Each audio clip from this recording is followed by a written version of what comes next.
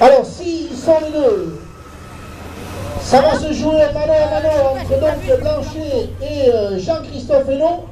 Peut-être une petit plus pour Jérémy Blanchet au sprint, mais est-ce que Jean-Christophe Hénon n'aura pas réussi à le décrocher dans le dernier tour de circuit? Réponse dans quelques instants.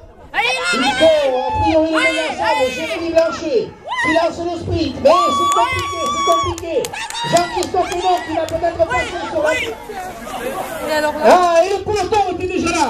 Le peloton était déjà là avec les beaux héros, la rue.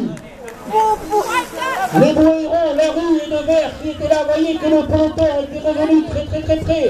Alors peut-être effectivement que les deux échappés s'étaient regardés, peut-être que derrière ça a roulé très fort, mais je pense que devant ils ont dû quand même se regarder un petit peu avant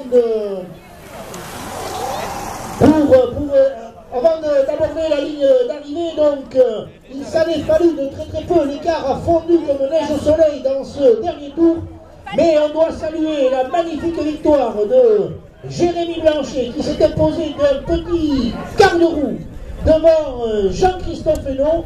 Donc premier Jérémy Blanchet, deuxième Jean-Christophe Hénon, troisième me semble-t-il Jean-Frédéric Larue.